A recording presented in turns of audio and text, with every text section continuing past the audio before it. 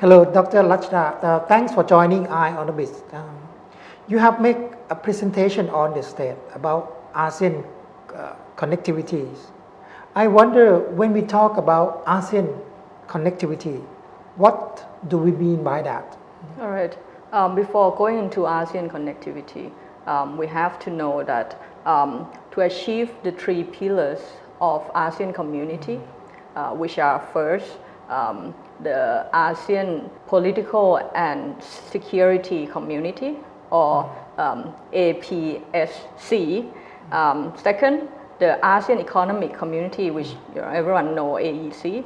And the third pillar is the ASEAN socio-cultural community, ASCC.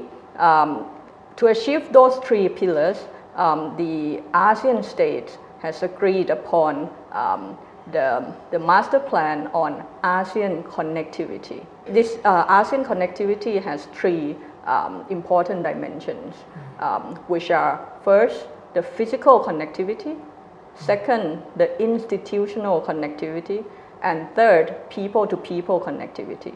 For physical connectivity, of course, the aim is to enhance the infrastructure, the road, the rails, power grid, gas pipeline, or even the broadband corridor.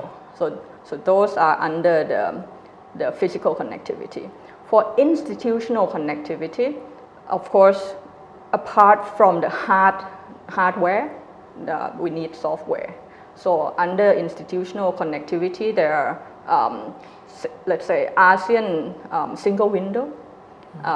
All those projects under institution connectivities are to smooth the process, the procedure, to make sure that behind the border facilities are being making easier for traders to trade among ASEAN countries. And finally, the people-to-people connectivity, of course, is to make sure that people in ASEAN are more connected, understand culture, different culture better, has same standard, more harmonized standard. So when we talk about ASEAN connectivity, it is to achieve the three pillars using three dimensions, which are infrastructure connectivity, institutional connectivity, and people-to-people connectivity. And among the three connectivity you just mentioned, which area have made the most progress among them? Of course, when we talk about infrastructure connectivity, it's easier to materialize, and but all of the three dimensions of connectivities are with outputs and actions. For the infrastructure connectivity, we can see roads are being built, railways are being built, a lot of project that has been done to, for example, the broadband corridor. Also under the institution connectivity itself, the national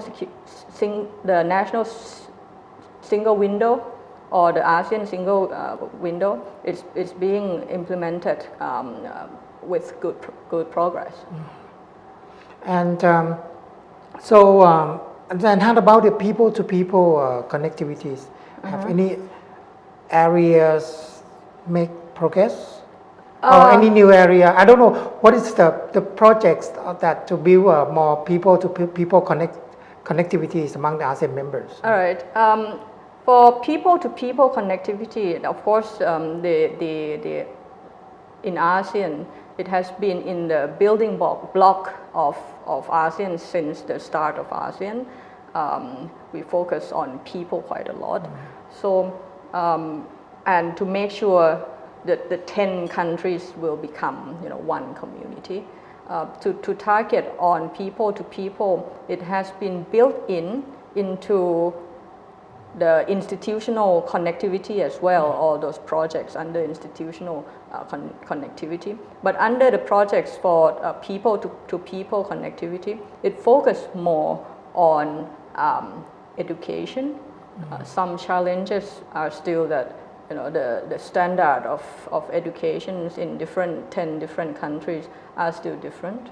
So the ASEAN states are working together to achieve the same standard, to communicate among themselves, to go through to achieve that same standard. You have mentioned some of the projects that our audience probably is still not very well aware of. For example, the broadband corridor and the ASEAN single window. Maybe you want to elaborate a bit more on these two projects, and maybe you can include some other key project that you think we should be aware of. All right. Before answering this, let me stress that apart from the master plan on ASEAN connectivity, ASEAN member states are working very closely to implement various projects and work plans. So with under out, this, you mean out of the master plan? Out of the master plan, the master plan had just started 2010. The implementation phase is 2011 to 2015. So before 2011, ASEAN member states has been working together since 1967. So the road network that the ASEAN countries are working together, or even the rail network that they are working together, has been far long happening before the ASEAN connectivity master plan. But that being said, for the physical connectivity, we all know about the roads and the rail and the power grid. What interesting is we are also working on a broadband corridor. We are currently implementing the second phase of the ASEAN broadband corridor project, with the first phase being understanding the differences of speed, of penetration to the broadband of 10 different member countries. And then the second phase is to propose what are the steps that 10 countries should be taken.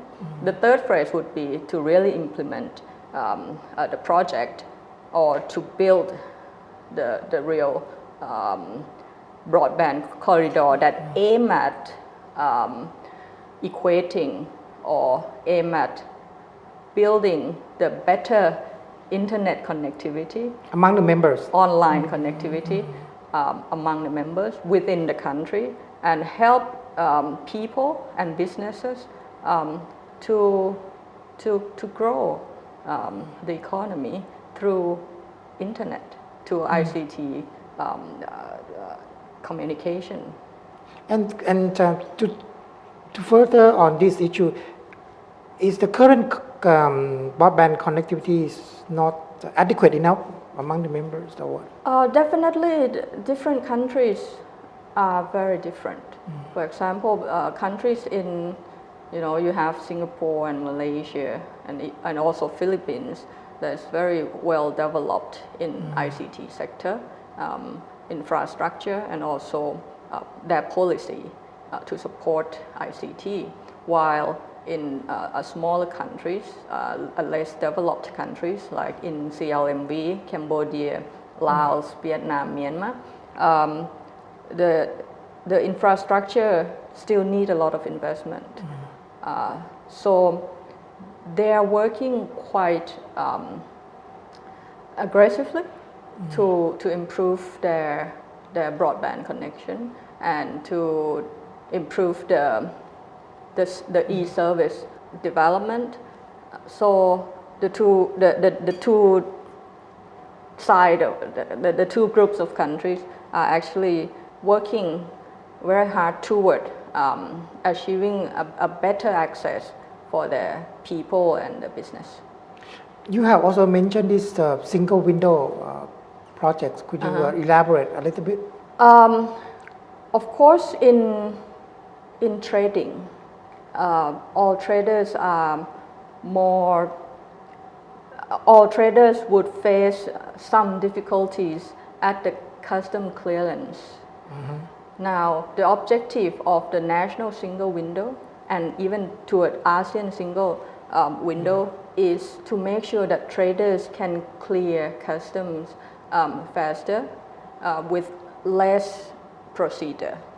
So all countries are working very hard, especially at the customs department in Thailand, to work toward more effective and efficient arrangement of the process for the traders. So these are quite a good milestone for ASEAN to have a look at this.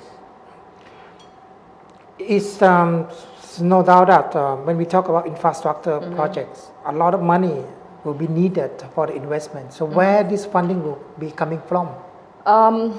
The national government budget will be the main and continue to be the main source of financing.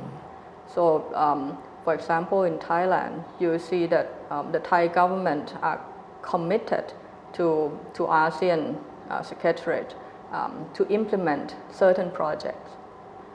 Some of the financing will come from certain fund under ASEAN, which with the source of budget from different countries.